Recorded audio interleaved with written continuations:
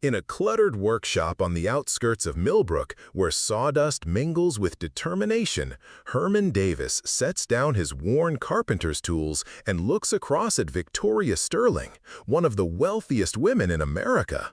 Her voice trembles as she admits what her billions couldn't accomplish.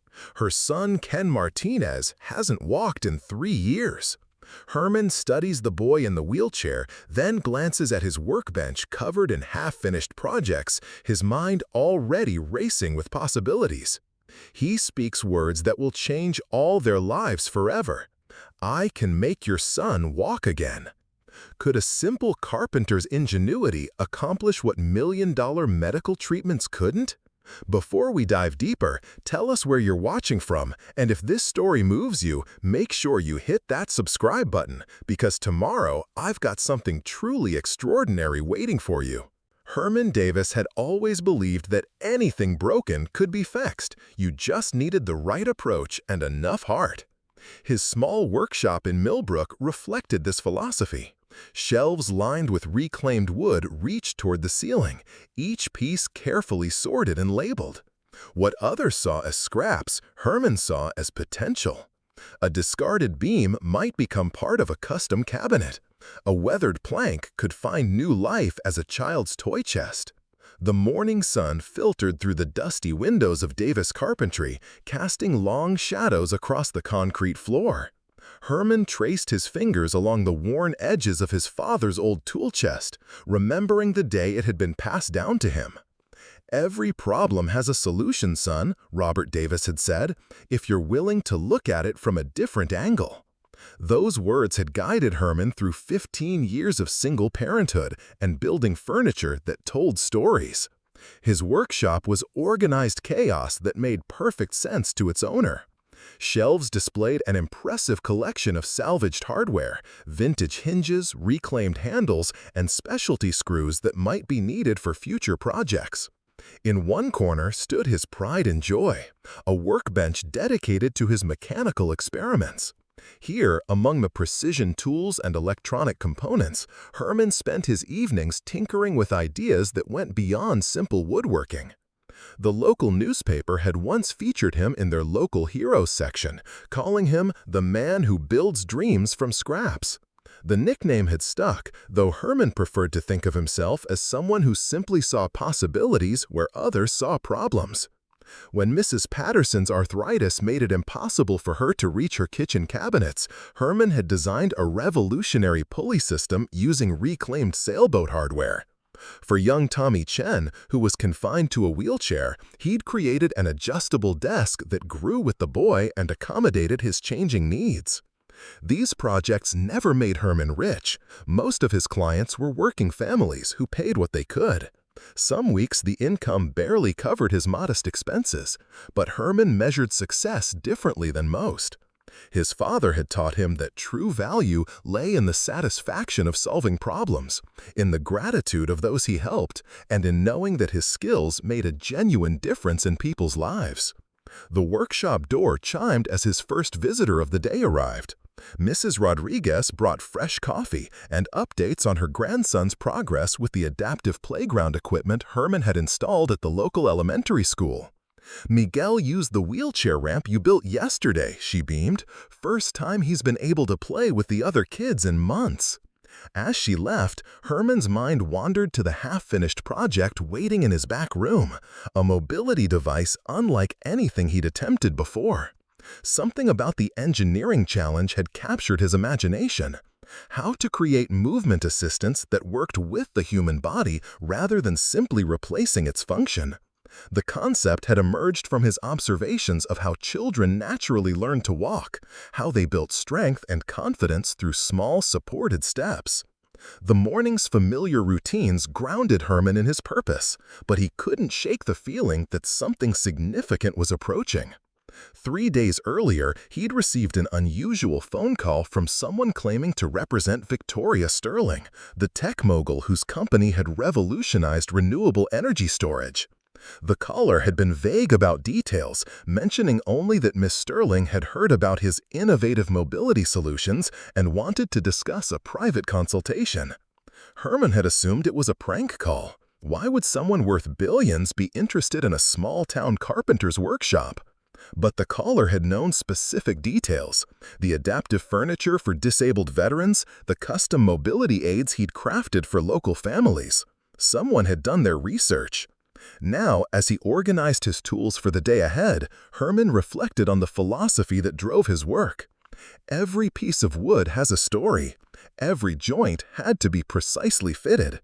Every project required understanding not just what needed to be built, but why it mattered to the person who would use it. His father's tool chest held more than implements. It carried the weight of a legacy built on solving problems with creativity, compassion, and craftsmanship. The workshop phone rang, jolting him from his thoughts. "Mr. Davis, this is Victoria Sterling's assistant. Miss Sterling will be arriving in 1 hour with her son. She's very much looking forward to meeting you." Herman set down his coffee cup, his pulse quickening. Whatever was about to happen, he had the distinct feeling it would challenge everything he thought he knew about his own capabilities. He glanced at his father's tools, whispered a quiet prayer for wisdom, and began preparing for a meeting that would change the trajectory of multiple lives. Outside, a black luxury sedan was already making its way through Millbrook's quiet streets, carrying a desperate mother and her son toward a workshop where the impossible was about to become possible. Preparing and narrating this story took us a lot of time, so if you are enjoying it, subscribe to our channel. It means a lot to us. Now, back to the story. Herman Davis's day always began the same way, with the gentle creak of his father's weathered tool chest opening. The mahogany case, scratched and worn from 4 decades of faithful service, held more than just chisels and planes. It carried the essence of 3 generations of craftsmanship. Each tool whispered stories of problems solved and lives touched through the simple act of building something meaningful. The early morning light streamed through the workshop windows of Davis Carpentry, illuminating motes of sawdust that danced in the air like tiny golden spirits.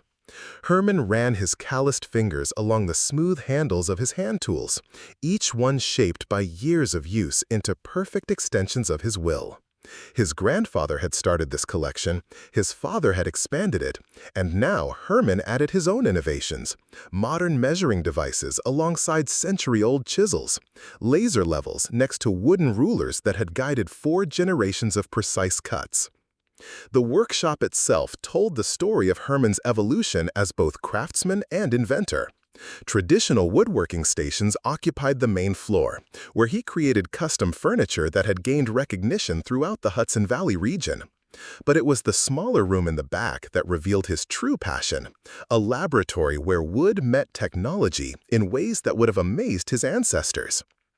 Here, servo motors, salvaged from old machinery, waited to be incorporated into adaptive furniture designs. Computer components rescued from electronic waste sat beside hand-carved wooden prototypes.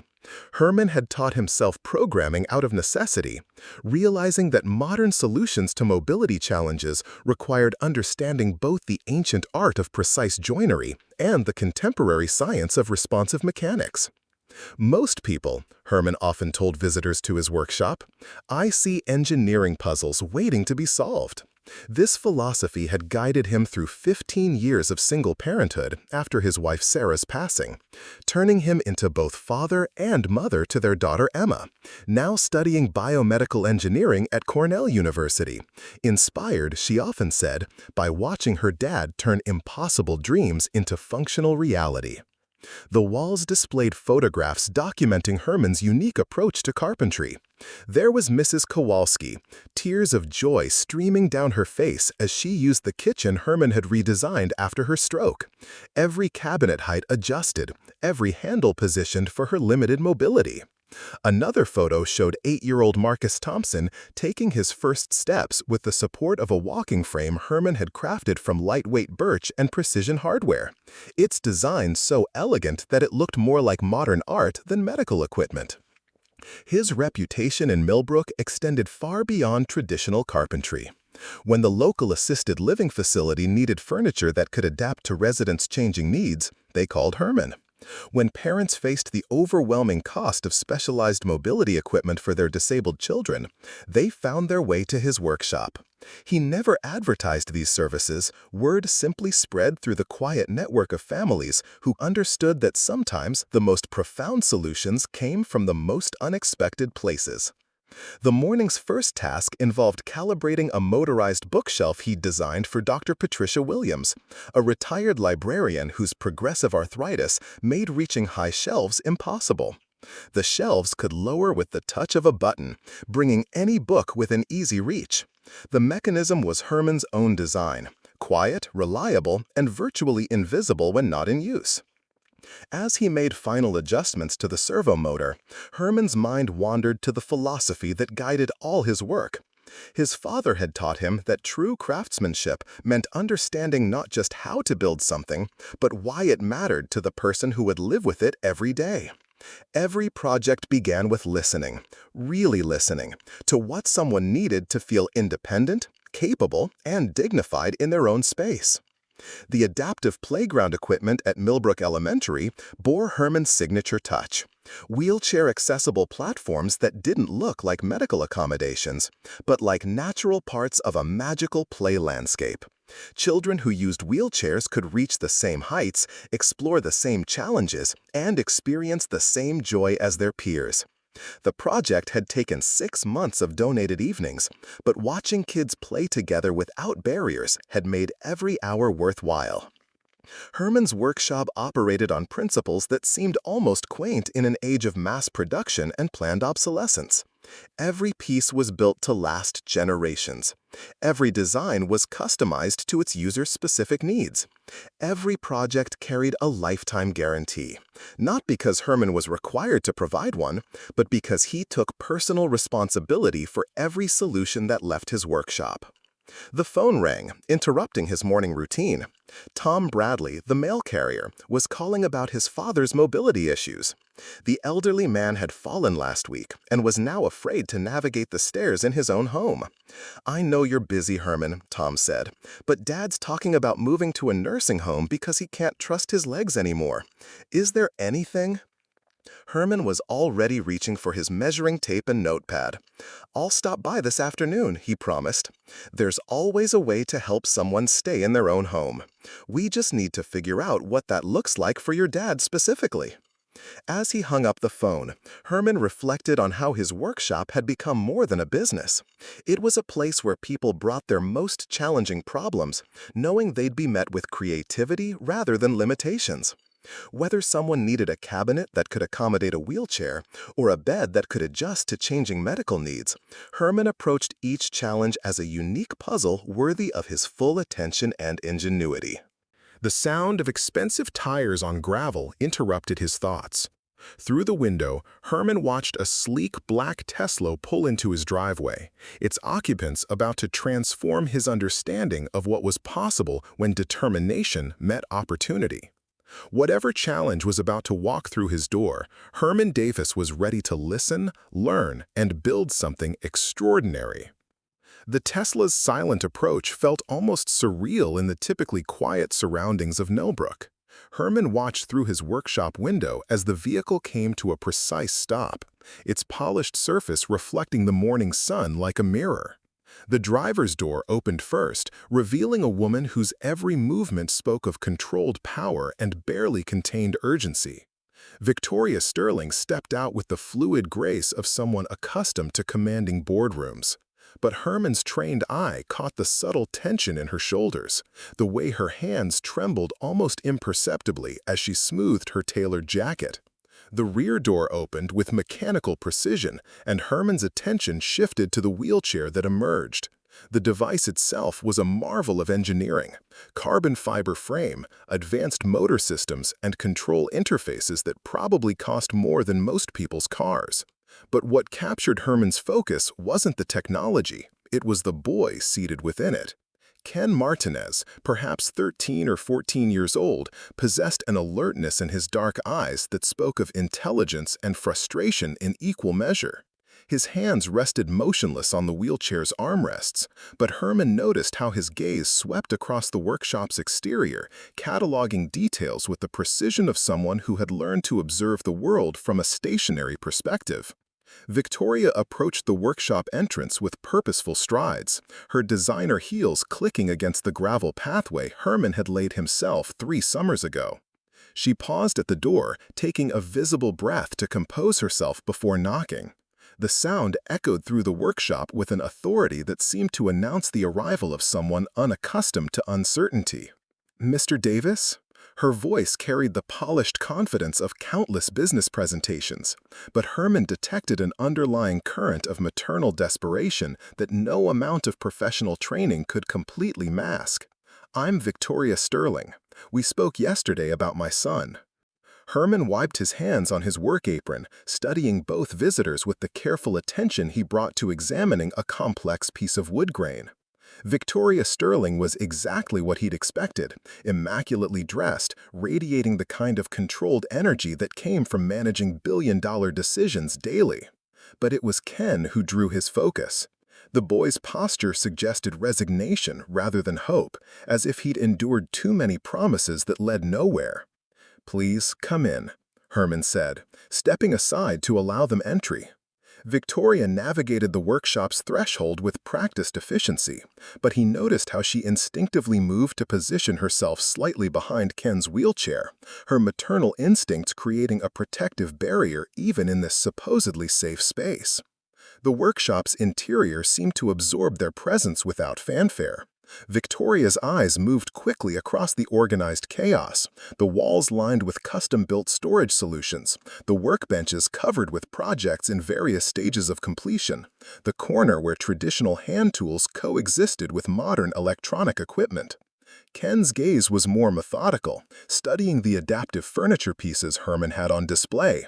His expression shifted from polite interest to genuine curiosity. "This is not what I expected," Victoria admitted, her business facade cracking slightly as she observed a motorized cabinet that was gracefully lowering itself to demonstrate its range of motion. Herman gestured toward a comfortable seating area he'd created for client consultations, complete with a specially designed table that could accommodate wheelchairs at the perfect height. "May I ask what specifically brought you to my workshop?" Victoria's professional composure wavered as she sat into the chair beside her son. For a moment, the confident CEO disappeared, replaced by a mother carrying the weight of 3 years' worth of shattered hopes. "Ken was in an accident when he was 11, she began, her voice steady but strained. "A diving incident at our lake house. The spinal cord injury was complete, T12 level."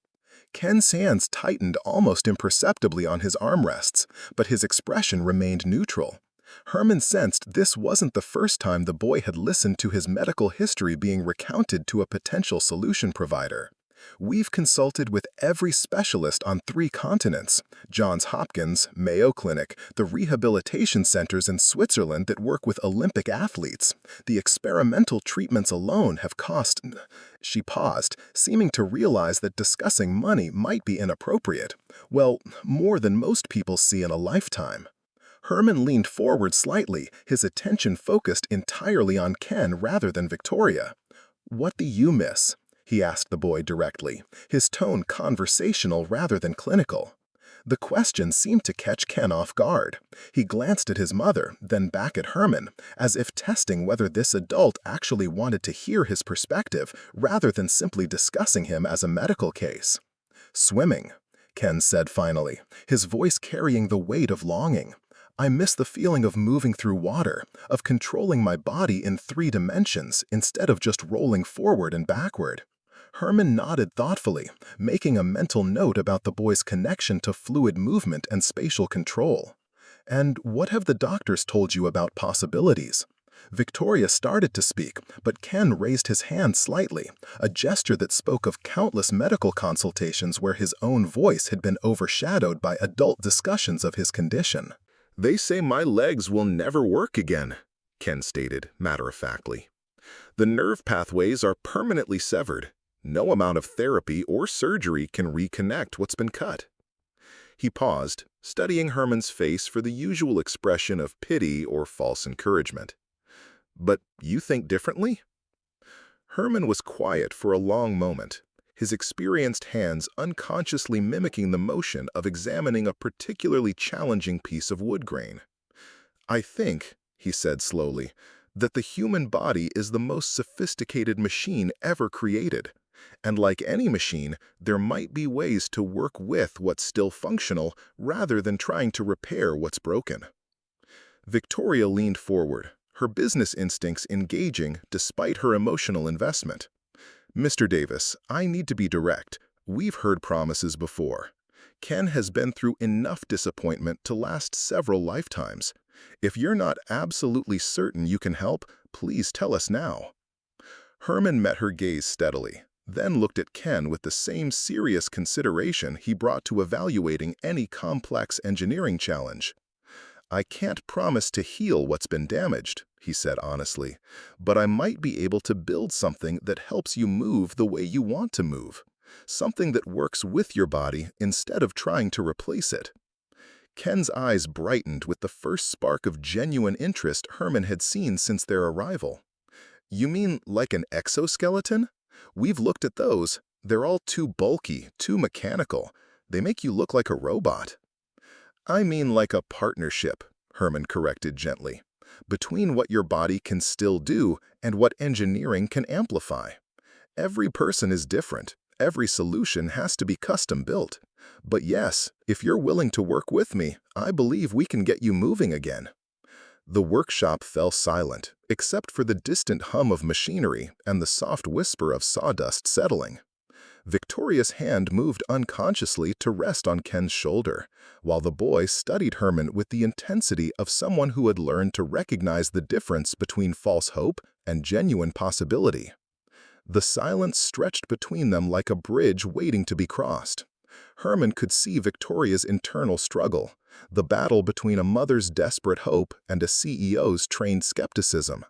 Her fingers drummed silently against her designer handbag, a nervous habit that seemed incongruous with her otherwise composed demeanor. Ken, meanwhile, had wheeled himself closer to Herman's workbench, his dark eyes studying the array of components with the fascination of someone who understood that innovation often emerged from chaos. "Show me," Ken said suddenly. "Not blueprints or theories. Show me something you've actually built that works." Herman appreciated the directness.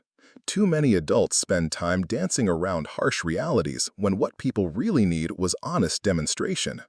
He moved to a storage cabinet and withdrew a device that looked like a sophisticated brace crossed with modern art. The framework was constructed from lightweight titanium and carbon fiber, with servo motors smaller than smartphone batteries integrated seamlessly into the design.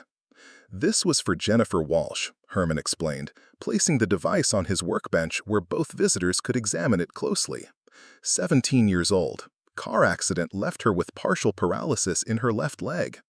Traditional braces were too heavy, too limiting.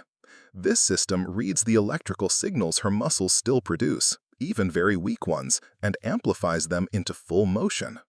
Victoria leaned forward, her business training kicking in as she studied the construction details. The medical-grade components alone must have cost a fortune. How did a teenage girl's family afford something like this? "They didn't," Herman said simply. "Jennifer works in my shop 3 afternoons a week, learning design software and helping with administrative tasks. Her family provides some materials when they can. The rest?" He shrugged. "Sometimes the most important work isn't about profit margins." Ken reached out tentatively, running his fingers along the device's smooth curves. "How does it feel to wear? Does it hurt? Can you still feel like you're actually walking, or does it feel like being carried by a machine?" The questions revealed more about Ken's fears and hopes than any medical consultation could have captured. Herman recognized the underlying concern, the difference between regaining movement and simply being moved by technology. Jennifer described it as remembering how to dance, Herman said, pulling out his tablet to show them a video. "Watch her face, not just her legs." The footage showed a teenage girl moving with fluid grace across Herman's workshop floor. The exoskeleton was barely visible beneath her clothing, its components integrated so seamlessly that the casual observer might miss them entirely. But it was Jennifer's expression that told the real story. Pure joy, the kind that comes from rediscovering a fundamental part of yourself that you thought was lost forever. "She's not thinking about the device," Ken observed, his voice tinged with wonder. "She's just moving." "Exactly," Herman confirmed. "The goal isn't to build a machine that walks. It's to create a partnership between human intention and mechanical support. The technology should disappear, leaving only the person's will to move." Victoria's phone buzzed insistently, but she ignored it, a rarity that didn't go unnoticed by Ken, who had grown accustomed to competing with board meetings and conference calls for her mother's attention. Her focus remained fixed on the device, her mind clearly racing through possibilities and potential obstacles. "What about Ken's specific situation?" she asked, her voice taking on the precise tone she used for contract negotiations. "His injury level, his age, his body composition, how would you adapt this approach for his needs?" Herman walked to his computer workstation, pulling up a complex design program that looked more suited to aerospace engineering than carpentry. "Every solution starts with understanding the individual," he explained, his fingers moving across the keyboard with surprising fluency. Ken's residual muscle function, his balance point, his personal movement preferences, even his emotional relationship with mobility, all of these factors influence the design. The screen filled with anatomical diagrams, force distribution calculations, and 3D models that rotated slowly to show different perspectives. Ken watched with growing fascination as Herman began sketching modifications in real time, explaining how each component would work specifically for a T12 spinal cord injury. "The beauty of custom design," Herman continued, "is that we're not trying to create a universal solution. We're building something that works perfectly for one person, you." He turned to face Ken directly. "But I need to be completely honest about what this involves." Victoria's protective instincts flared. "What kind of risks are we talking about?" "Not physical risks," Herman clarified quickly. "The safety protocols are absolute. I'm talking about emotional investment. This isn't like ordering medical equipment from a catalog.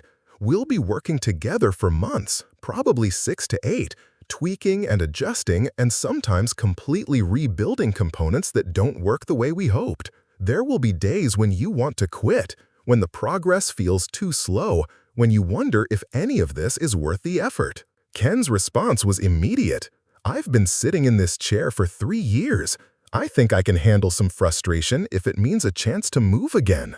"And the cost?" Victoria asked, though her tone suggested that money was secondary to possibility. Herman was quiet for a moment, considering how to explain his unconventional approach to payment. "I don't work that way," he said finally. "This isn't a transaction, it's a collaboration.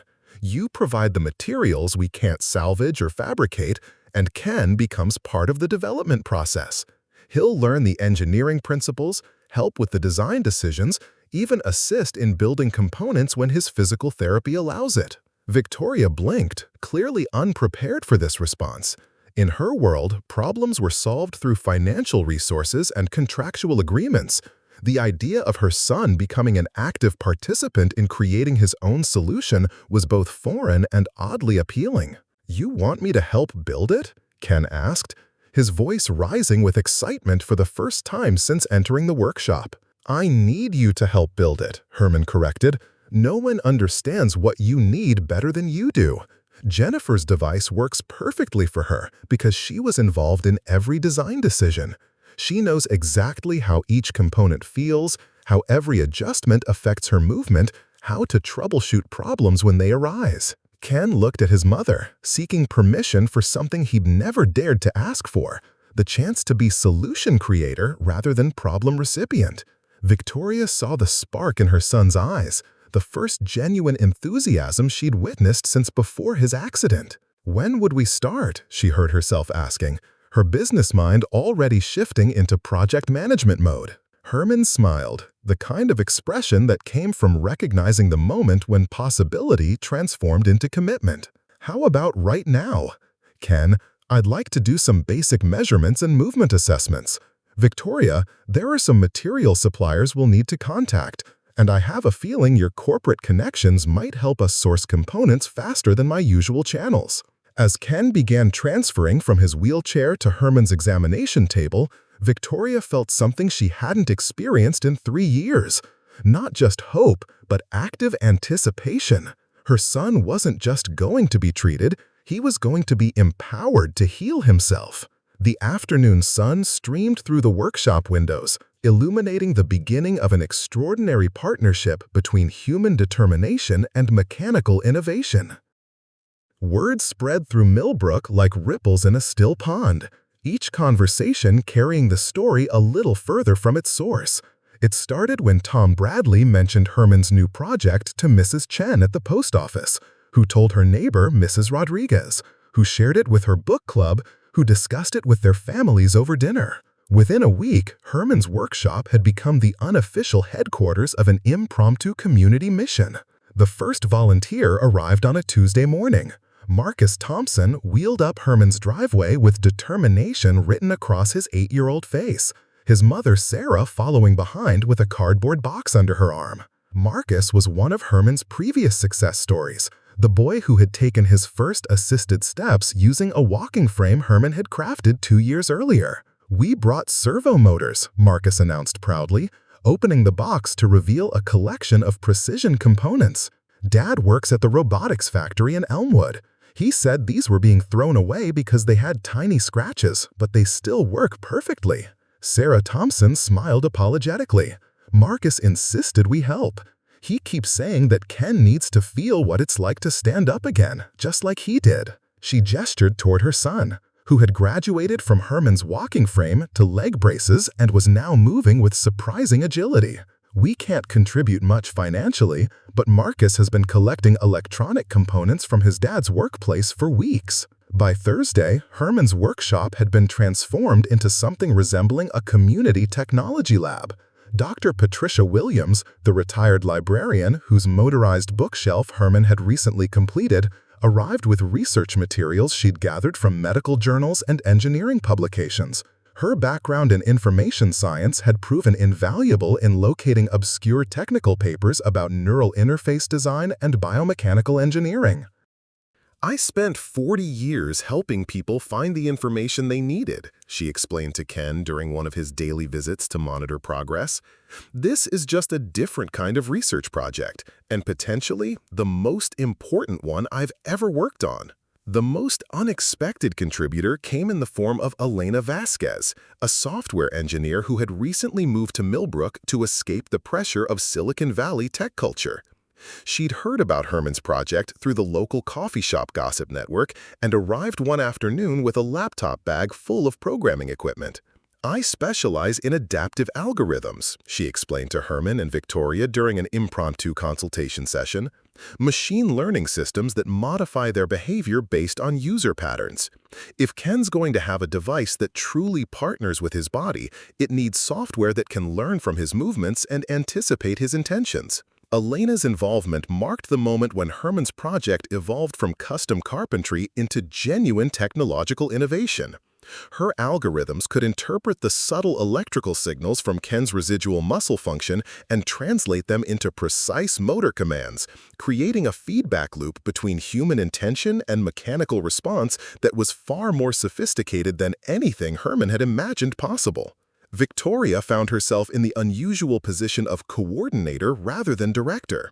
Her corporate resources proved invaluable for sourcing specialized materials, but the project's organic growth had created a collaborative structure that operated on principles entirely different from traditional business hierarchies. Decisions emerged from group discussions rather than executive mandate, and progress was measured in Ken's daily improvements rather than arbitrary deadlines. "I've managed teams of hundreds of engineers," Victoria confided to Herman during one of their planning sessions, "but I've never seen anything like this. People are contributing not because they're being paid or because they have to, but because they genuinely care about the outcome."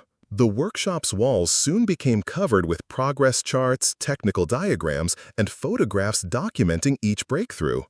Ken had appointed himself the project's official documentarian, using a high-end camera Victoria had provided to capture both the technical details and the human moments that defined their journey. His favorite photograph showed Marcus Thompson and Elena Vasquez working together to calibrate a motor response, the 8-year-old boy explaining biomechanical principles to the professional software engineer with complete seriousness. The technical challenges proved more complex than anyone had initially anticipated. Traditional prosthetic and assistive devices were designed around the assumption of permanent, unchanging disability. But Herman's approach required creating technology that could adapt as Ken's strength and confidence grew, potentially even encouraging the development of new neural pathways that might restore limited function to damaged systems. Dr. Williams discovered research from a rehabilitation center in Sweden suggesting that appropriate mechanical assistance could sometimes stimulate neuroplasticity in spinal cord injury patients. The implications were staggering. Rather than simply compensating for Ken's paralysis, Herman's device might actually contribute to his healing. "We're not just building assistive technology," Elena explained to the growing group of volunteers during one of their weekly progress meetings. "We're creating a platform for neural rehabilitation that doesn't exist anywhere else in the world." The funding aspects of the project resolved themselves through community creativity rather than traditional financial planning. Local businesses began contributing materials and services in exchange for the educational value of observing genuine innovation in action. The Millbrook High School robotics team volunteered their fabrication equipment and eager hands in exchange for mentoring from Elena and Herman. Even the town's mayor, Robert Chen, allocated discretionary municipal funds to support what he termed the most important research project in Millbrook's history. Ken's transformation during these weeks was as remarkable as any technological breakthrough. His daily involvement in designing and testing components had restored his sense of agency and purpose. Rather than being a passive recipient of medical treatment, he had become an active participant in creating his own solution. His technical knowledge grew rapidly under Elena's guidance, and his understanding of his own body's capabilities expanded through careful experimentation with Herman's progressive series of support devices. "I'm not the same person who came here 6 weeks ago," Ken told Victoria one evening as they drove home from the workshop. "I mean, I still can't walk, but I feel like I'm building towards something, instead of just accepting limitations." Victoria understood exactly what he meant. Her own perspective had shifted from seeking external solutions to supporting collaborative innovation. The project had revealed possibilities she hadn't known existed, not just for Ken's mobility, but for how communities could come together to solve seemingly impossible problems. The workshop buzzed with anticipation as Herman announced they were ready to begin construction of the final prototype. Components donated by a dozen different sources lay organized on his workbench like pieces of an incredibly complex puzzle. Elena's software was complete and tested, the mechanical framework had been engineered to Ken's exact specifications, and the community of volunteers stood ready to support whatever challenges lay ahead.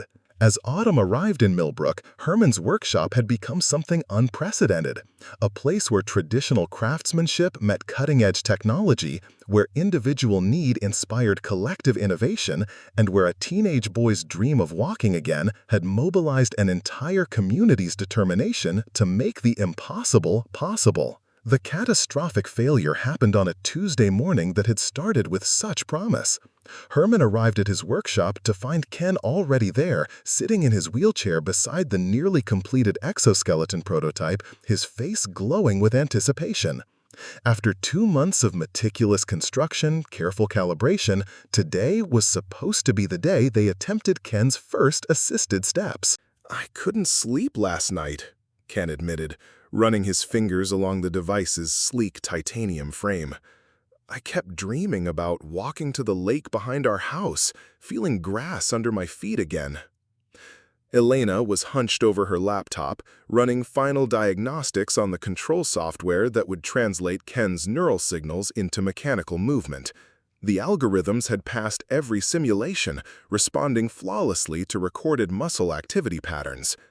Dr. Williams sat nearby with her stack of medical journals, cross-referencing their approach against the latest research on neuroplasticity and spinal cord rehabilitation. Victoria paced near the windows, her usual corporate composure replaced by barely contained maternal anxiety. She'd taken indefinite leave from Sterling Technologies to focus entirely on Ken's project, a decision that had shocked her board of directors but felt absolutely right to her heart. "All systems are optimal," Elena announced, closing her laptop with satisfaction.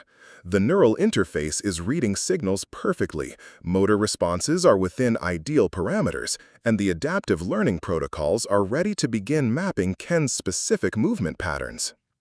Herman approached the prototype with the reverence he usually reserved for his finest carpentry pieces. Every joint had been handcrafted, every sensor precisely calibrated, every software routine tested hundreds of times.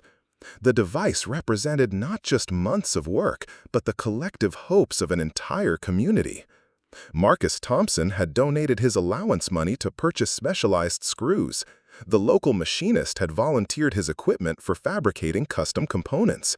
Even Millbrook's elderly residents had contributed, sharing stories and encouragement that had sustained the team through countless late nights of problem-solving.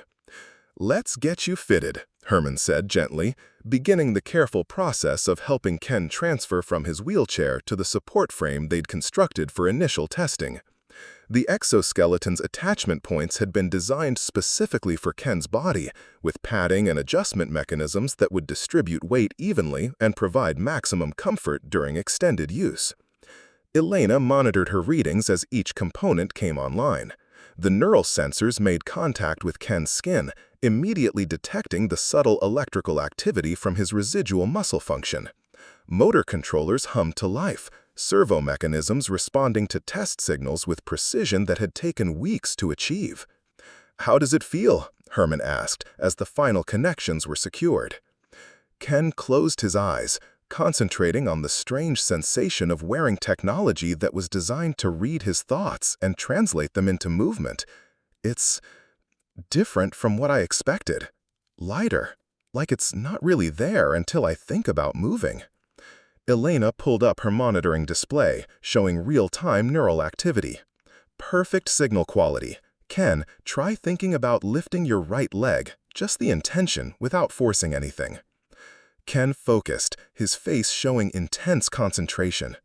On Elena's screen, electrical patterns spiked and danced as his brain sent signals towards muscles that could no longer respond naturally. But the exoskeleton sensors detected these neural commands, and the right leg mechanism began to rise smoothly. "Oh my God," Ken breathed, watching his leg move for the first time in 3 years. "It's working! It's actually working!" The room erupted in cheers and applause. Dr. Williams wiped tears from her eyes, while Victoria covered her mouth in amazement. Herman felt a surge of pride and relief that made his chest tight with emotion. But the celebration was premature. As Ken attempted to lift his left leg, a sharp crack echoed through the workshop. The main support strut, a critical component that Herman had fabricated himself from aircraft-grade aluminum, suddenly buckled under stress that should have been well within its tolerance range.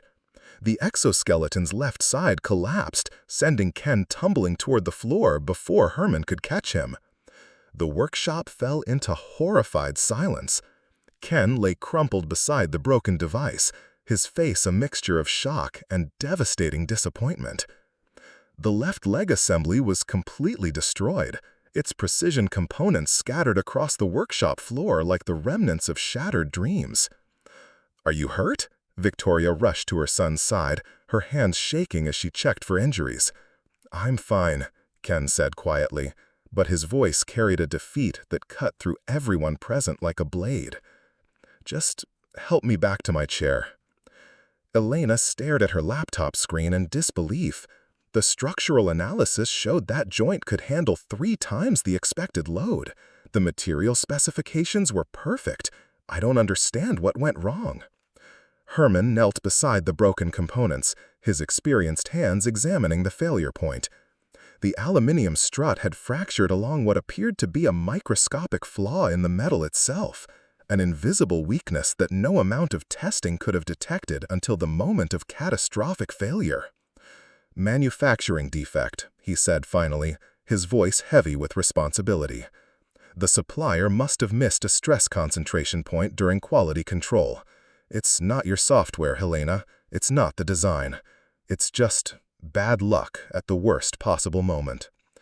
Dr. Williams gathered the scattered technical manuals that had fallen during Ken's collapse, her hands trembling slightly. "How long would it take to fabricate a replacement component?" "The aluminium fabrication alone would take 2 weeks," Herman replied, still studying the broken strut. "But finding a supplier who can guarantee the structural integrity we need, that could take a month or more." Victoria pulled out her phone, already scrolling through her corporate contacts. "Money is no object. I can have aerospace-grade components overnight from anywhere in the world." "It's not about money," Herman said gently. "It's about finding materials that meet our exact specifications and can be delivered with complete quality assurance. One more failure like this could seriously injure Ken."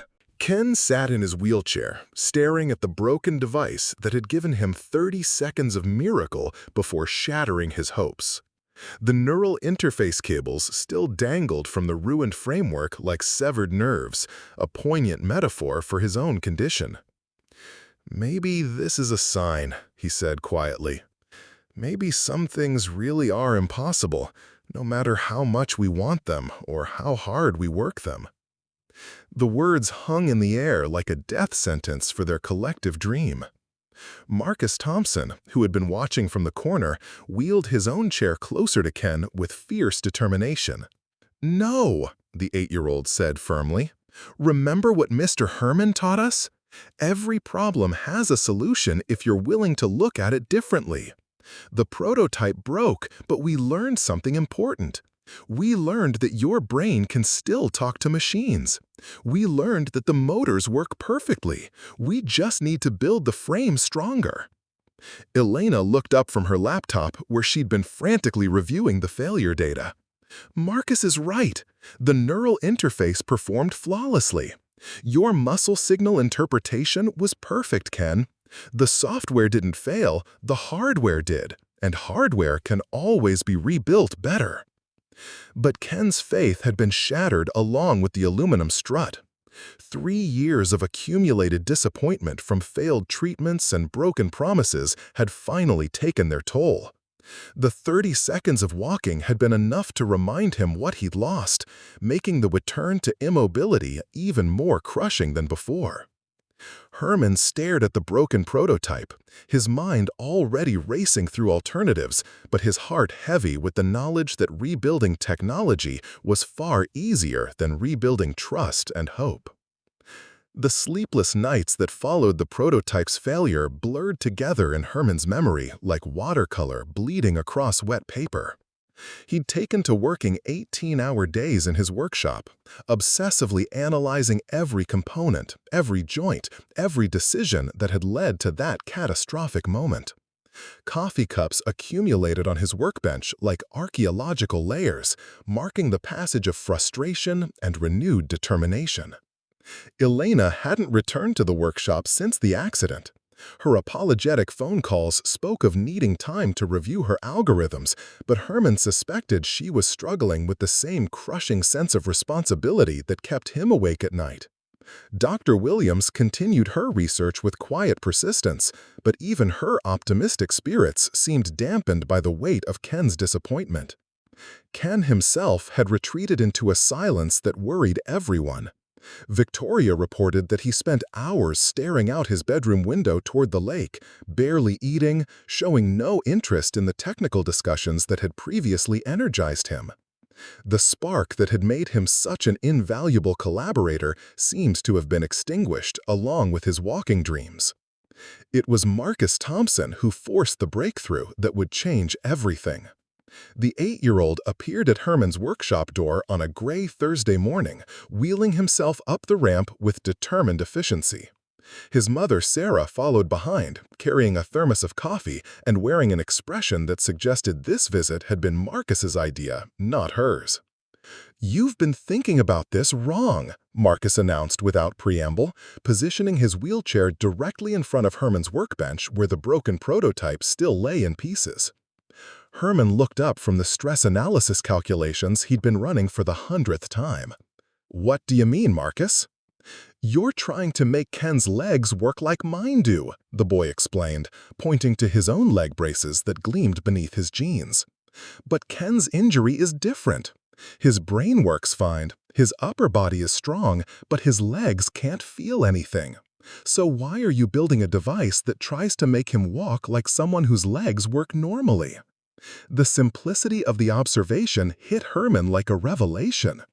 They'd been approaching Ken's paralysis as a problem to overcome rather than a condition to work with. Every design decision had been based on replicating normal walking patterns instead of creating something entirely new that could maximize Ken's actual capabilities. "What are you thinking?" Herman asked, pulling out his sketch pad with renewed interest. Marcus wheeled closer to the workbench, his young mind unencumbered by the conventional thinking that had trapped the adults. "Remember when I first got my braces? I was so worried about looking different that I tried to walk exactly like everyone else. But you taught me that my way of moving could be just as good, maybe even better for some things." Sarah Thompson watched her son with pride and amazement. Since Ken's accident, Marcus had been studying everything he could find about different types of mobility challenges, driven by an 8-year-old's absolute certainty that every problem has a solution if you just look at it from the right angle. "Ken's really good with his arms and shoulders," Marcus continued, sketching crude diagrams on Herman's notepad. "And his balance is perfect from years of swimming and diving. What if, instead of trying to make fake legs that pretend to work normally, you build something that lets him use his real strengths?" The concept crystallized in Herman's mind with startling clarity. Instead of attempting to replicate biological walking, they could create a mobility system that worked like an extension of Ken's upper body strength and coordination.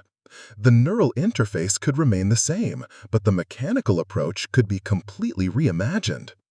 "It would be more like controlled falling forward," Herman mused, his pencil racing across paper as ideas flowed. Elena's voice came from the workshop doorway, startling everyone. "That could actually work better than our original approach," she said, stepping inside with her laptop bag and an expression of cautious excitement. "I've been reviewing the failure data, and Marcus is right. We were trying to force Ken's neural signals to control movements that require feedback his body can't provide. But using his signals for navigation and balance while automating the stepping mechanics." She set up her laptop and began pulling up the software architectures they'd developed. "I could modify the algorithms to read Ken's intention and upper body position, then translate that into a form of assisted momentum rather than trying to simulate normal leg muscle control." Dr. Williams arrived shortly after, as if summoned by the sudden resurgence of activity in the workshop. "I overheard some of your conversation from outside," she admitted. "There's actually precedent for this approach in some of the European research I've been studying. Paralympic athletes use momentum-based movement techniques that are completely different from traditional walking, but incredibly effective." Herman was already sketching frantically, his mind racing through the mechanical implications of this new approach. The device could be lighter, simpler, and far more reliable than their original design. Instead of trying to replicate the complex biomechanics of normal walking, they could create something that worked more like an intelligent pogo stick or controlled suspension system. "The neural interface becomes a steering mechanism," he explained, his excitement building as the concepts clicked into place. "Ken thinks about moving forward, the sensors detect his intention and upper body lean, then the mechanical system provides a controlled momentum transfer that propels him in the desired direction." Sarah Thompson watched the adults transform their earlier despair into renewed innovation, all sparked by her 8-year-old son's refusal to accept conventional limitations. "Should we call Victoria and Ken? Let them know about this new direction?" Elena was already typing rapidly, her fingers flying across the keyboard as she began restructuring her software to accommodate the new approach. "I want to run some simulations first, make sure the concept is mechanically sound. But Marcus, your insight about using Ken's existing strengths instead of trying to compensate for his limitations, that's the kind of thinking that changes everything." Herman stood back from his sketches, studying the emergence of an entirely different solution. Where their original design had been complex and fragile, this approach was elegant and robust. Where they'd previously fought against Ken's paralysis, they were now designing around it, creating a partnership between human intention and mechanical innovation that could be far more effective than either could achieve alone. "You know what this means?" he said, looking around at the group of collaborators who had just solved a problem that had seemed impossible hours earlier. "We're not just building Ken a way to walk, we're inventing a completely new form of human mobility." Marcus grinned with the satisfaction of someone who had never doubted that the answer was out there, waiting for the right question. "When do we tell Ken? He's going to want to help build it." Herman gathered up his new sketches, his mind already racing ahead to fabrication challenges and testing protocols. But for the first time since the prototype's failure, his excitement outweighed his apprehension. They weren't just rebuilding a broken device, they were creating something that had never existed before, something that could change not just Ken's life, but the entire understanding of what human mobility could become. The workshop buzzed with renewed energy as four very different minds converged on a solution that none of them could have imagined alone, proving once again that the most profound innovations often emerge from the most unexpected collaborations. The rebuilt workshop hummed with systematic precision that hadn't existed during their first chaotic attempt.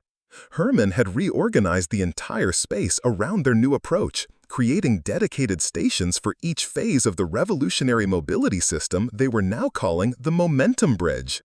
Gone were the scattered components and improvised workstations, replaced by methodical testing areas where every element could be evaluated independently before integration. Ken's transformation had been as dramatic as the workshop's reorganization. The despair that had consumed him after the prototype failure had been replaced by intense focus and technical curiosity. He'd spent the past 2 weeks studying biomechanics and momentum physics with the dedication of a graduate student, determined to understand every aspect of the system that would restore his mobility. "The beauty of this approach," Ken explained to a visiting physical therapist named Dr. Rebecca Martinez, "it doesn't try to fake normal walking. It creates something entirely new that works with what my body can actually do." Dr. Martinez had been recommended by Dr. Williams as someone who specialized in adaptive movement techniques for Paralympic athletes. Her evaluation of their new design had been overwhelmingly positive, particularly the emphasis on utilizing Ken's exceptional upper body strength and balance skills developed through years of competitive swimming. Elena worked at her expanded computer station, where multiple monitors displayed real-time data from the various testing protocols they'd developed. Her software had evolved far beyond simple neural signal interpretation to become a sophisticated prediction engine that could anticipate Ken's movement intentions and calculate optimal momentum transfers. Herman stood before their testing framework, a precisely engineered structure that allowed them to evaluate each component under controlled conditions. The new mechanical design was elegant in its simplicity. Instead of complex joint mechanisms trying to replicate biological movement, they'd created a dynamic suspension system that could store and release kinetic energy in response to Ken's neural commands. The breakthrough component was Herman's innovation of what he called adaptive springs, titanium elements that could adjust their tension automatically based on Ken's intended movement speed and direction. Combined with Elena's predictive software, the system could provide exactly the right amount of momentum assistance for any situation, from gentle repositioning to confident forward strides. "Test Sequence 7, Herman announced, activating the monitoring equipment. Ken was secured in the testing harness, his upper body free to move naturally, while the mechanical components supported his lower body weight. The neural interface headband sat comfortably against his forehead, its sensors reading the electrical activity that preceded conscious movement decisions.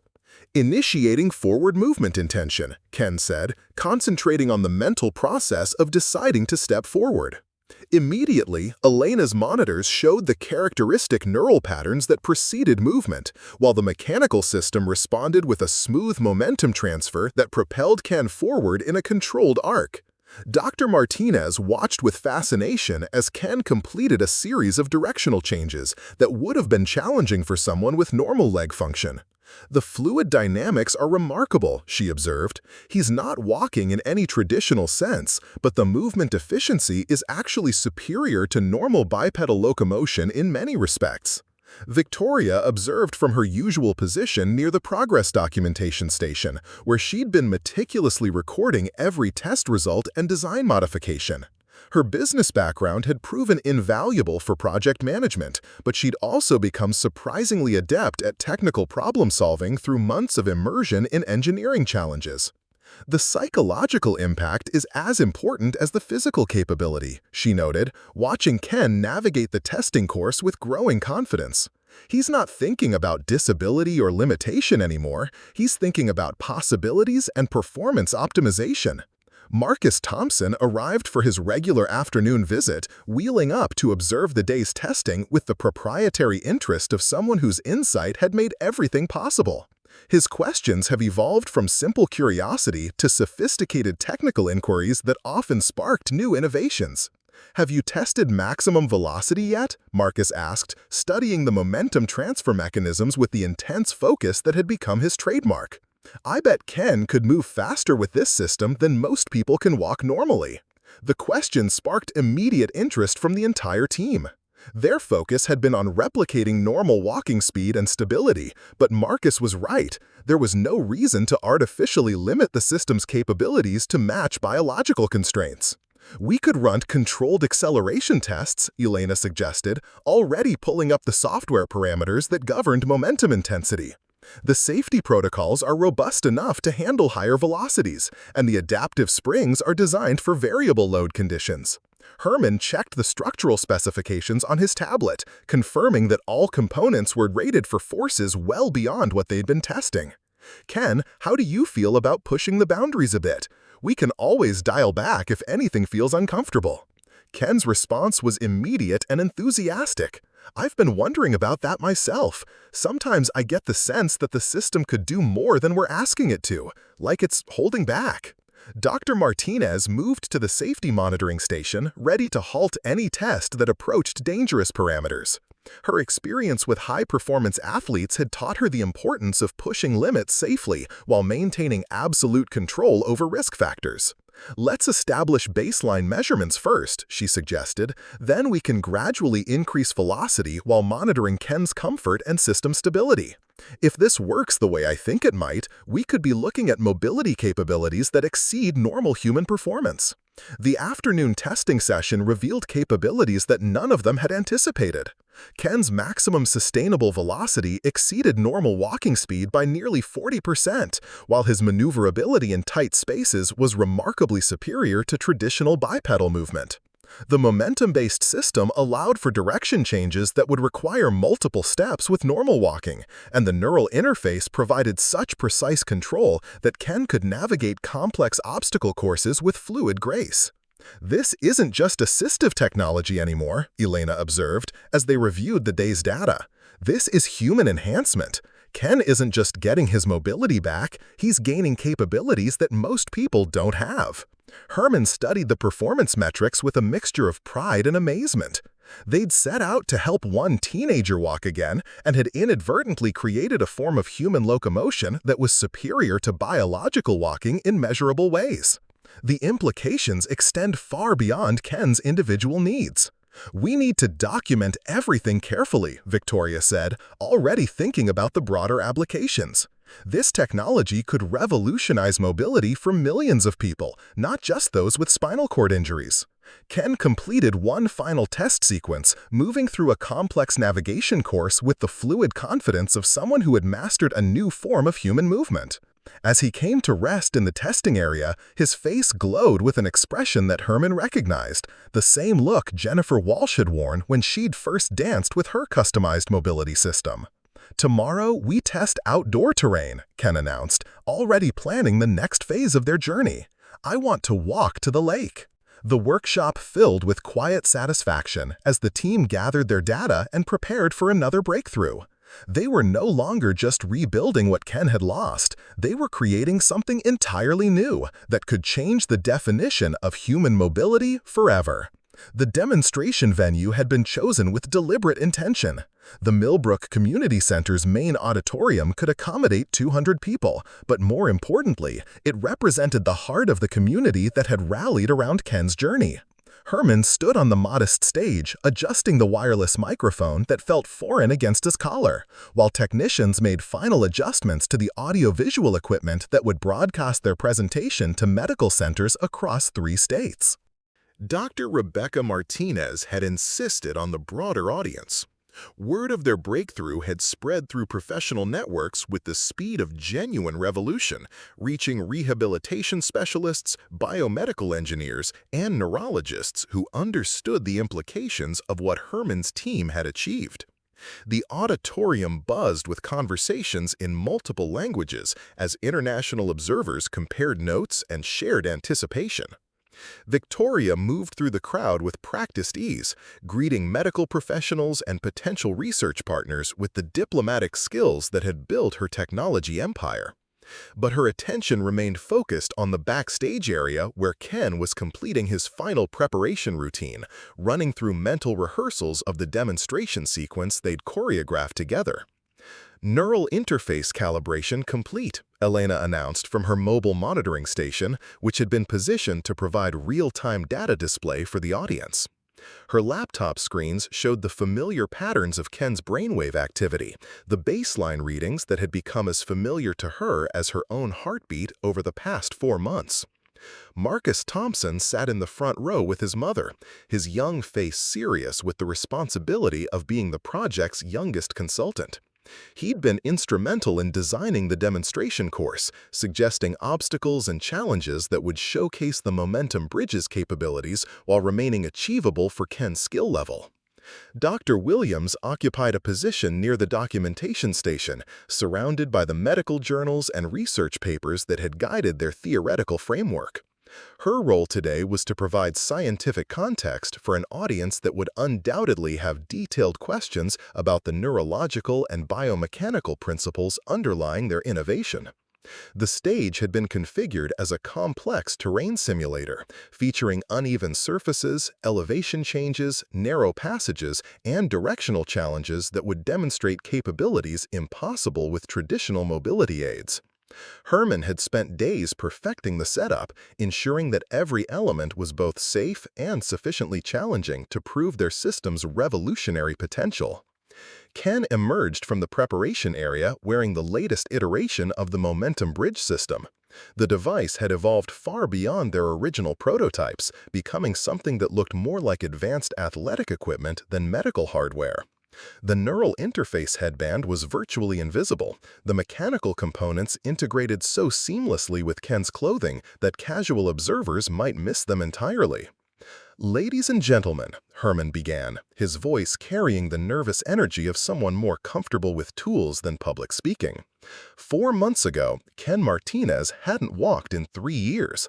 Today, he's going to demonstrate a form of human mobility that didn't exist before we created it together. The audience fell silent as Ken positioned himself at the starting line they'd marked on the stage floor. His posture radiated confidence that would have been unimaginable during those first desperate visits to Herman's workshop.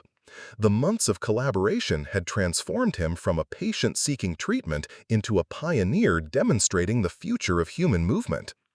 Elena monitored her displays as Ken activated the system, the familiar cascade of neural signals triggering the mechanical responses they'd refined through hundreds of hours of testing. "All systems nominal," she announced, her voice carrying to the audience through the venue sound system. Neural interface showing perfect signal clarity, mechanical components responding within optimal parameters. Ken began to move, and the auditorium erupted in amazed murmurs. His movement was unlike anything the medical professionals had seen, fluid, confident, and remarkably efficient.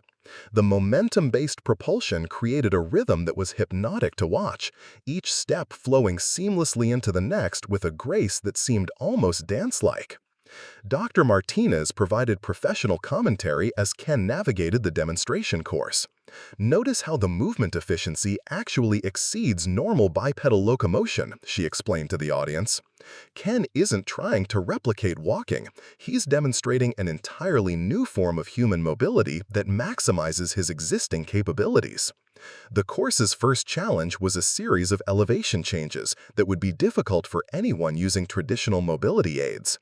Ken approached the raised platforms with confident precision, the momentum bridge automatically adjusting its support dynamics to accommodate the changing terrain.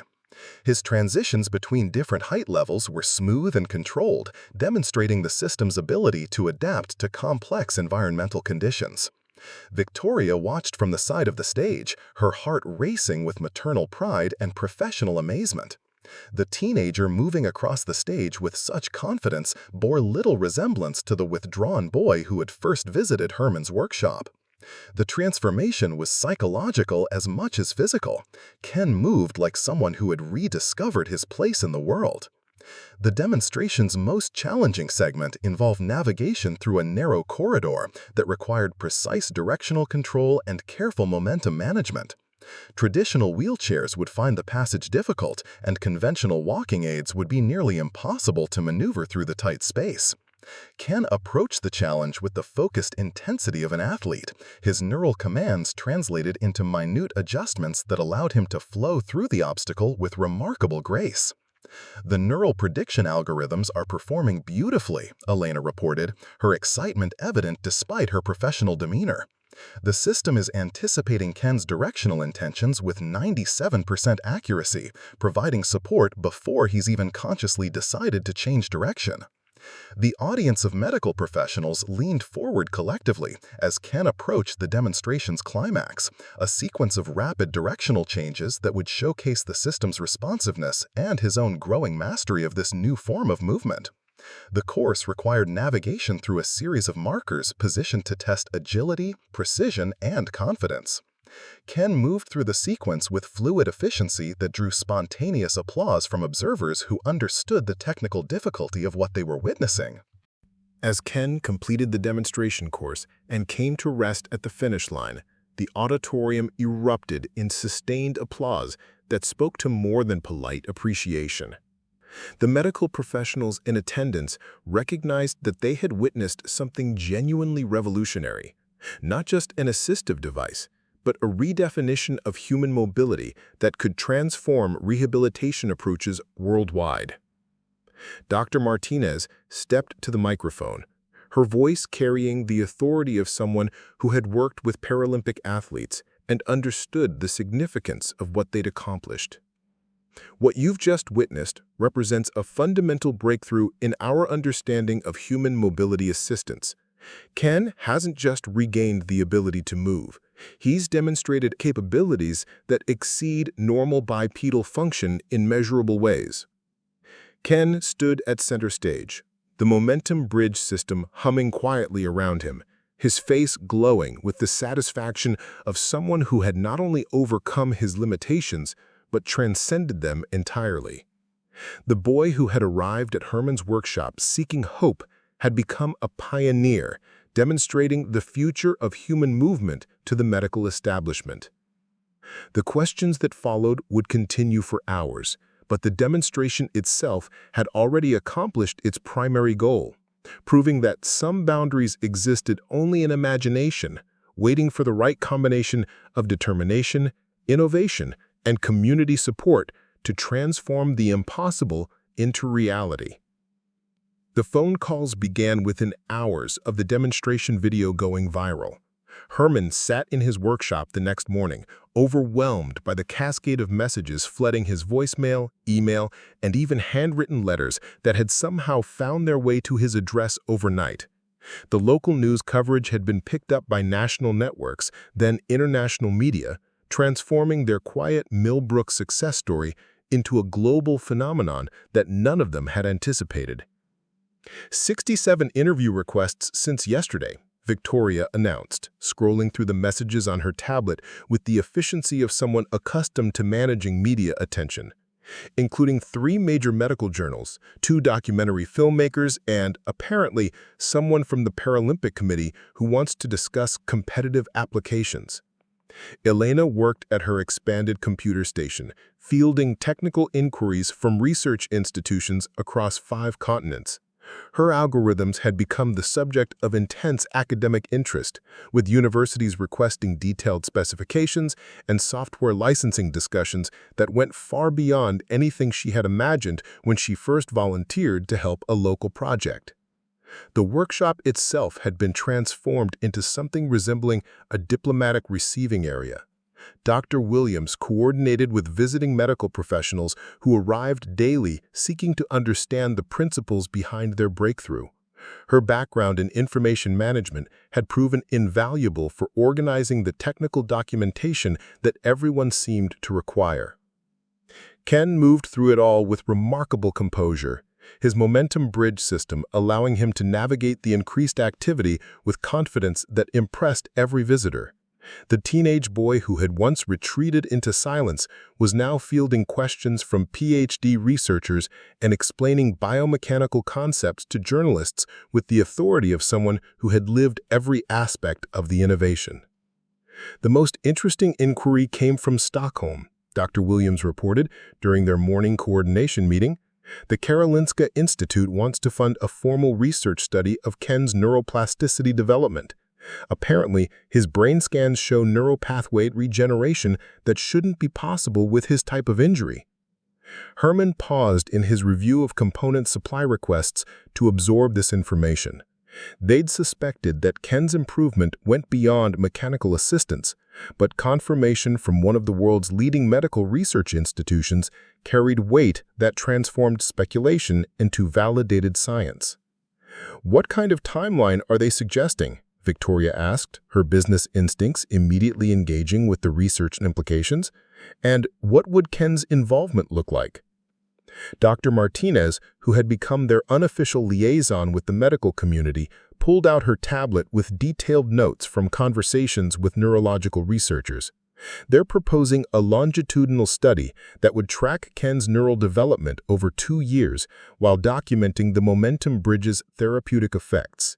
The participation would be voluntary, but the data could revolutionize spinal cord injury treatment protocols.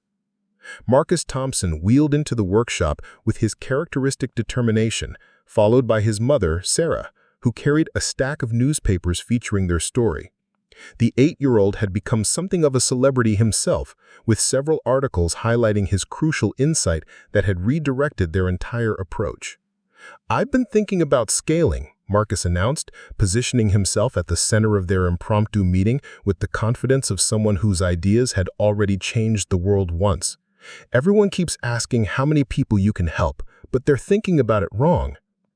Herman set down his supply catalogs, recognizing the expression on Marcus's face that had preceded their previous breakthrough. "What do you mean?" "You can't build thousands of these systems in your workshop," Marcus explained, gesturing around the space that had become a shrine to collaborative innovation. "But you don't need to. You need to teach other people how to build them in their own workshops."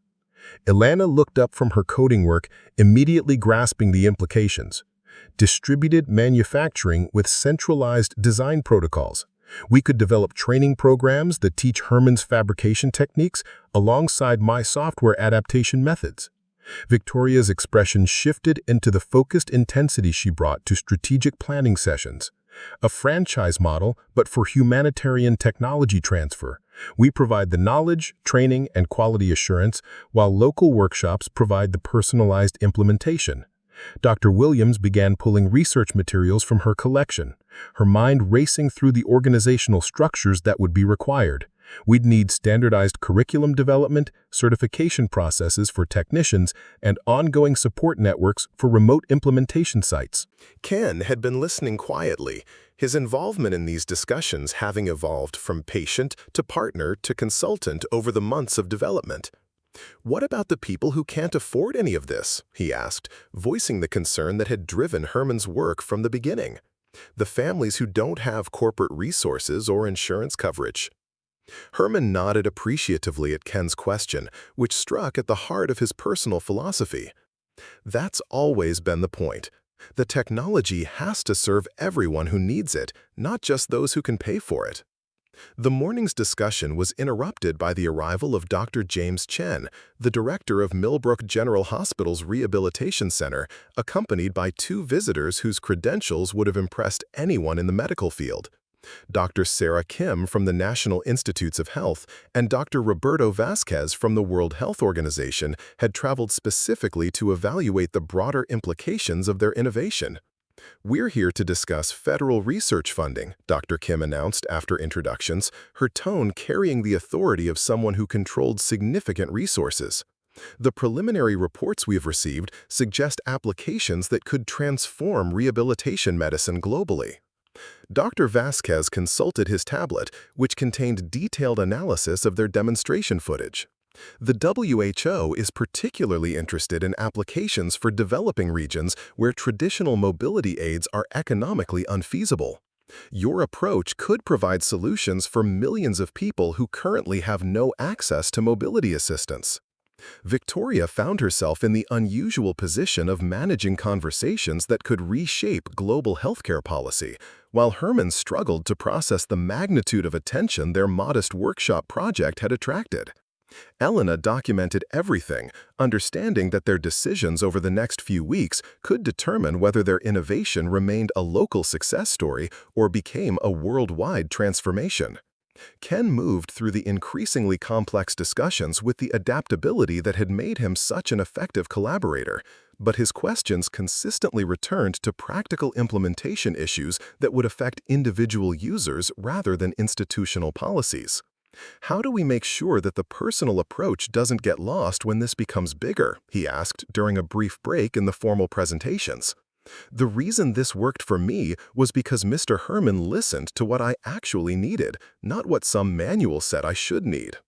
The question crystallized the central challenge they faced: scaling innovation without losing the human element that had made it effective. The afternoon would bring more meetings, more proposals, and more opportunities that could change everything. But Ken's concern would remain at the center of every decision they made about the future of their life-changing technology. 6 months after the demonstration that changed everything, the Davis Sterling Institute for Adaptive Mobility occupied a sprawling facility on the outskirts of Millbrook that bore little resemblance to Herman's original workshop. Yet at its heart, in a carefully preserved section that visitors always requested to see first, sat Herman's father's tool chest and the original workbench where Ken had first experienced the miracle of machine-assisted movement. The Institute's main corridor displayed what they called the Wall of Triumph, hundreds of photographs, letters, and video messages from individuals whose lives had been transformed by the Momentum Bridge technology and its evolving variations. Each image told a unique story of collaboration between human determination and technological innovation. But collectively, they represented something unprecedented in the history of assistive technology. Dr. Elena Rodriguez, now the Institute's Director of Adaptive Software Development, led a tour group of international rehabilitation specialists through the Fabrication Center, where 12 specialized workshops operated simultaneously. Each space was designed around Herman's philosophy of personalized innovation, with master craftsmen working along software engineers to create solutions that had never existed before. "The key insight that transformed everything," Elena explained to the visitors, "was recognizing that we weren't trying to restore normal function, but to create new forms of human capability that worked with each person's unique strengths and challenges." Workshop 7 buzzed with activity as a team collaborated on a mobility system for Maria Santos, a former professional dancer from Mexico City whose career had been ended by a spinal tumor. Her solution incorporated elements of the original Momentum Bridge design, but adapted for the specific requirements of artistic expression and performance movement. Ken Martinez, now 18, and serving as the Institute's Director of User Experience, worked directly with Maria to understand how her movement intentions differed from his own. His role had evolved far beyond that of the Institute's first successful case study. He had become a translator between the technical teams and the individuals seeking mobility solutions, helping bridge the gap between engineering possibility and human need. Every person who comes here teaches us something new, Ken explained to a group of medical students who were observing the consultation process. Maria's background in dance movement requires completely different momentum patterns than what I needed for general mobility. We're not building copies of my system, we're creating new technologies inspired by our original approach. The Institute's research wing housed Dr. Williams's expanded medical documentation project, which had become the world's most comprehensive database of adaptive mobility outcomes. Her meticulous record-keeping had enabled breakthrough discoveries about neuroplasticity that were revolutionizing spinal cord injury treatment across multiple continents. Victoria Sterling maintained her position as CEO of Sterling Technologies, but had restructured her company's research division to focus exclusively on adaptive technology development. The corporate resources that had once supported renewable energy innovation now funded the global network of fabrication centers that were bringing Herman's approach to communities worldwide. "We're operating fabrication facilities in 37 countries," she reported during the Institute's monthly board meeting. "Each one is staffed by local craftsmen and engineers who've completed our certification program, ensuring that the personal approach scales without losing its essential character." Marcus Thompson, now 12 years old and recognized as the youngest consultant in the Institute's history, had become something of a legend for his ability to identify fundamental flaws in conventional thinking. His latest project involved working with a team of aerospace engineers to develop mobility solutions for future space colonization, applying the same principles that had revolutionized terrestrial movement to the challenges of low-gravity environments. Herman himself had struggled most with the transformation from individual craftsman to director of a global innovation network. His office in the Institute's administrative wing felt foreign compared to his beloved workshop, but he'd learned to see his new role as an extension of his father's teaching about helping others solve their most challenging problems. "The hardest part," Herman confided to Dr. Martinez during one of their regular consultation sessions, "is maintaining quality control when you're not personally involved in every fabrication decision. We've had to develop training protocols that communicate not just the technical specifications, but the philosophy behind why we approach each person as a unique engineering challenge." The Institute's success stories had begun generating their own ripple effects throughout the global medical community. Dr. Kim's NIH funding had enabled research that was producing breakthrough discoveries about human neural adaptability, while Dr. Vasquez's WHO partnership had brought the technology to refugee camps and developing regions where traditional mobility aids had been economically impossible. The afternoon brought a special celebration as Jennifer Walsh, Herman's original adaptive mobility client, returned to demonstrate her latest evolutionary system.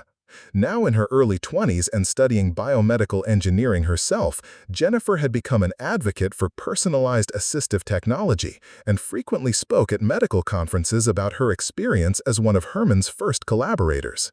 "People ask me what it's like to be part of this revolution," Jennifer told an audience of Institute staff and visiting researchers. "But the truth is, Mr. Herman never made me feel like I was part of anything revolutionary. He just listened to what I needed and figured out how to build it. That's what makes this place special. It's not about the technology, it's about the listening." Elena had established training programs that were producing certified adaptive technology specialists in universities across 6 continents. Her algorithms had been open-sourced, allowing researchers worldwide to develop variations that addressed regional needs and cultural preferences while maintaining the core principles of neuromechanical partnership. The Institute's evening sessions had become informal gatherings where current clients, former users, visiting researchers, and staff members shared experiences and insights that continued to drive innovation. Ken often hosted these discussions, his role having evolved into something between technical consultant and philosophical guide for others navigating the intersection of human limitation and technological possibility. "What we've learned," Ken reflected during one such session, "is that disability isn't really about what's wrong with your body. It's about the gap between what you want to do and what the available tools allow you to accomplish. When you close that gap with personalized technology, you don't just restore function. You often discover capabilities you never knew you had."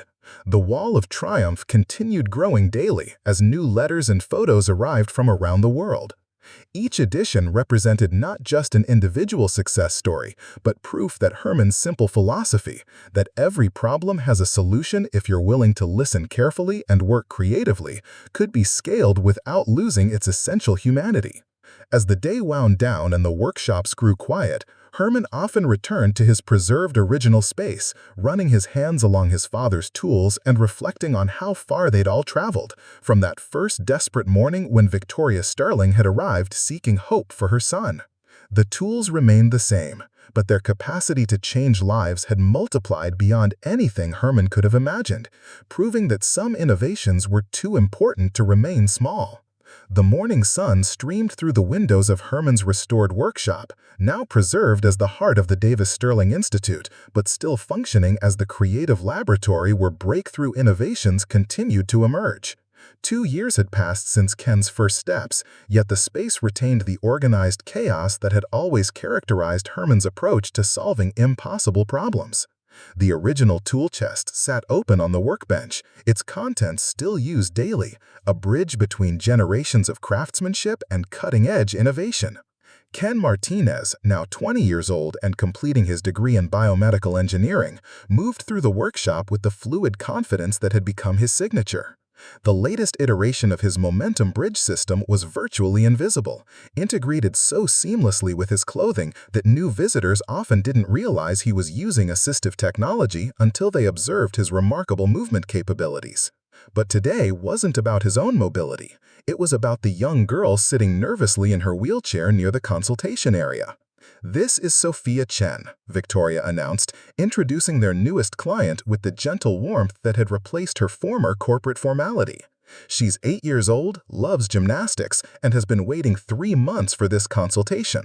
Victoria's own transformation had been as remarkable as Ken, her evolution from desperate mother to compassionate advocate, reshaping not just her personal life, but her entire approach to business and innovation.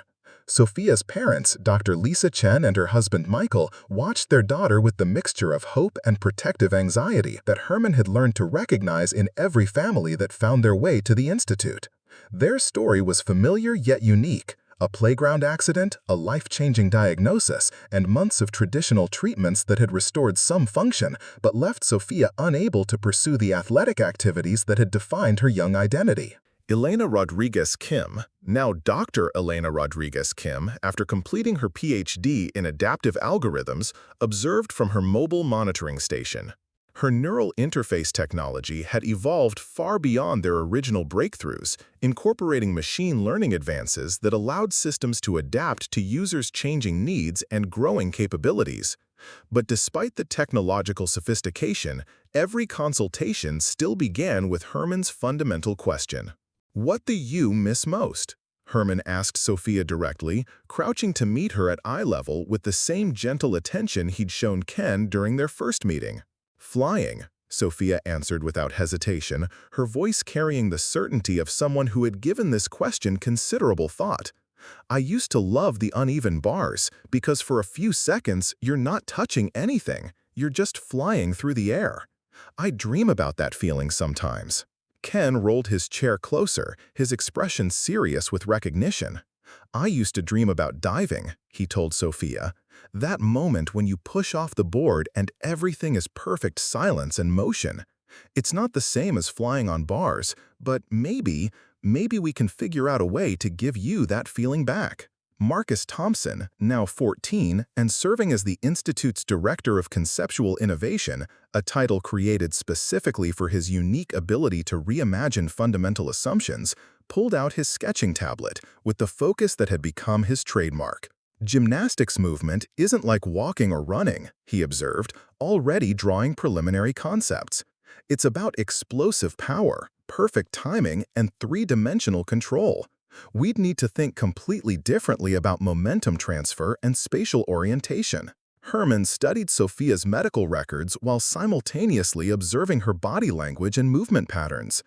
2 years of working with diverse clients had taught him to see beyond diagnosis to individual potential.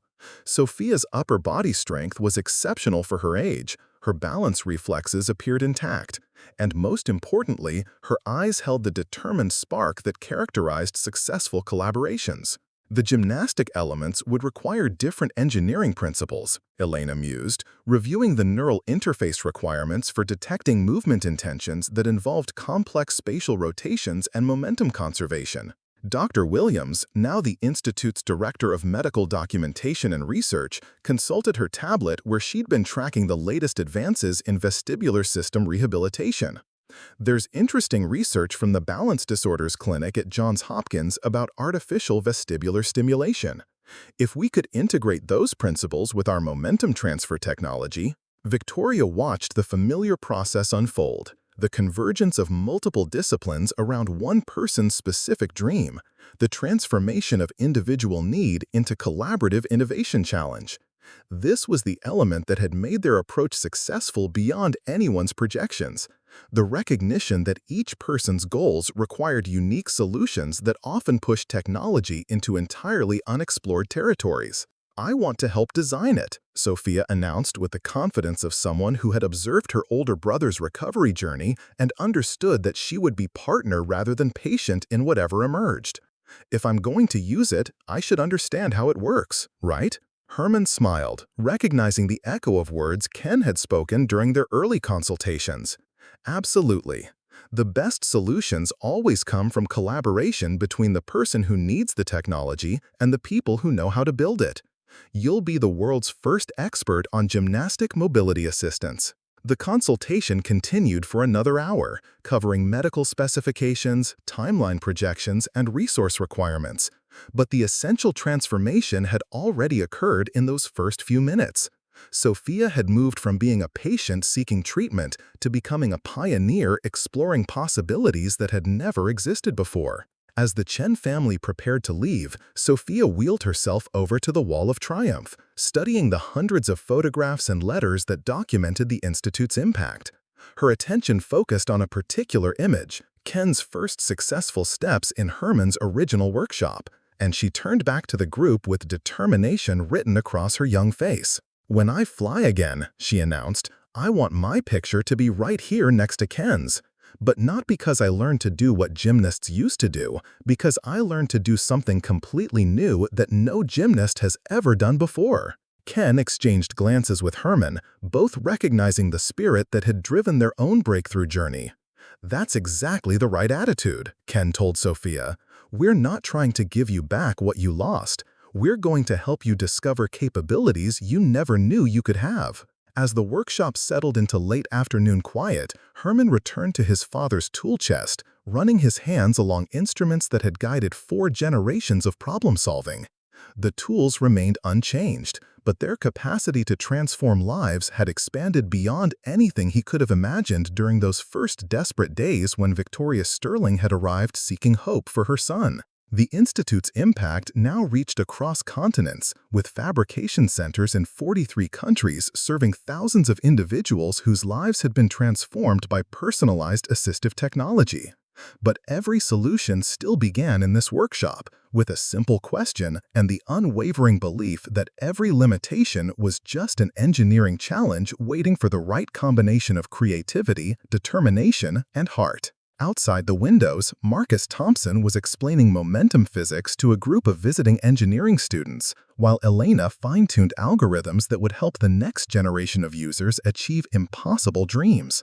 Victoria coordinated with international partners planning new fabrication centers. And Ken prepared for his evening shift mentoring recently injured athletes who were learning to envision futures beyond their current limitations. The sun set over Millbrook as Herman closed his father's tool chest, whispering the words that had guided every breakthrough they'd achieved. "Everything can be fixed, son, if you've got the right tools and enough heart." Tomorrow would bring new challenges, new dreamers, and new opportunities to prove that the only truly impossible things were those nobody had yet figured out how to make possible.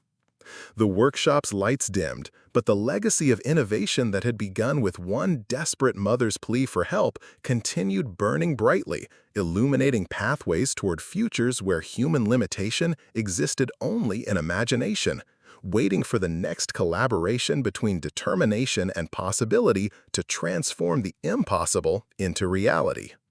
Up next, you've got 2 more standout stories right on your screen. If this one hits the mark, you won't want to pass these up. Just click and check them out.